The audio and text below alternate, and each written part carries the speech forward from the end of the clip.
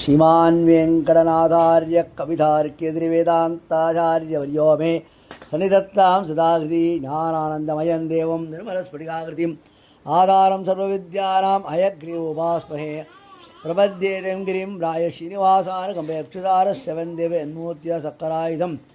இப்படியாகத்தானே பக்தபுரீசன் என்னும் பெருங்களத்தூர் வாசம் பண்ணக்கூடிய பத்மாவதி நாயிகா சமேத ஸ்ரீ ஸ்ரீனிவாச பெருமாளுக்கு 10 நாட்கள் பிரம்ம ஆராதனம் பண்ணக்கூடிய பிரம்மோத்சவால் வெகு விமரிசையாக நடைபெற்றது.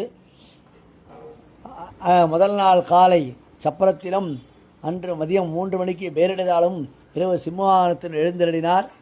மறுநாள் காலையில் அம்சவாகனமும் சூரிய பிரபின் எழுந்தருளினார். 3வது நாள் காலை பெருமாளுக்கு பெரிய திருவடி என்று சொல்லக்கூடிய வைனதேயன் கருட வாகனத்தில் வெகு விமரிசையாக எழுந்தருளினார். மாலையில் ராமர் திருக்கோலத்தில் அனுமந்த வாகனத்தில் அழகாக எழுந்தருளினார். 4ஆம் நாள் காலை பெருமாள் பரமபதநாதன் திருக்கோலம் என்ற ஸ்ரீராப்திநாதனாக இருக்கக்கூடிய பரமபதநாதன் திருக்கோலத்தில் எழுந்தருளினாள். அன்று இரவு ரொம்ப அழகாக வெண்ணிலவாக பெருமாள் சந்திரப்பிரபையில் நாச்சியார்களுடன் எழுந்தருளினார்.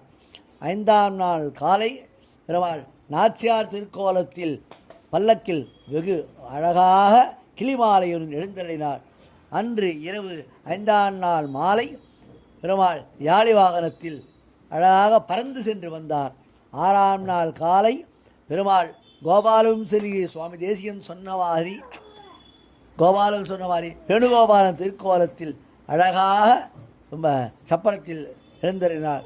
அன்று மாலை யான வாகனத்தில் திக்கிஜமாக அழகாக எழுந்தருளி வான வேடிக்கையுடன் சிறப்பாக நடைபெற்றது.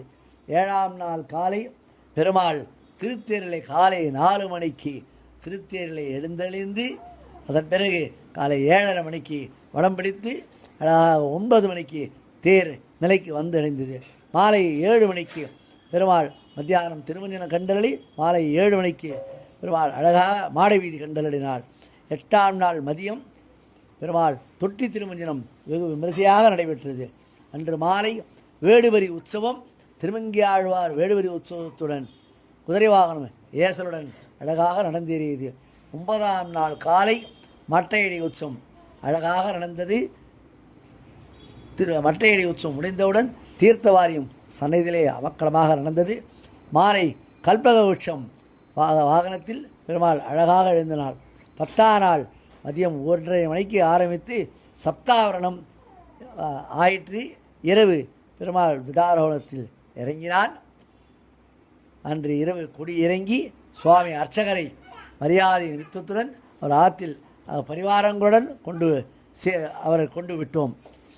11 உற்சவம் முடிந்து 1ஆம் நாள் 2 நாள் விடாயத்தி நடந்தது. 3ஆம் நாள் நேற்று புஷ்பப்பல்லக்கில் வான வேடிக்கையுடன் வெகு விமரிசையாக பக்தோசிகன் வந்தறினார்.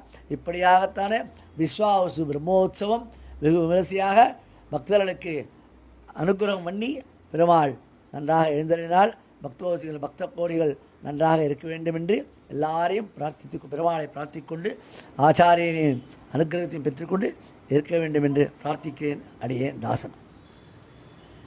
நல்லா சொன்னாலே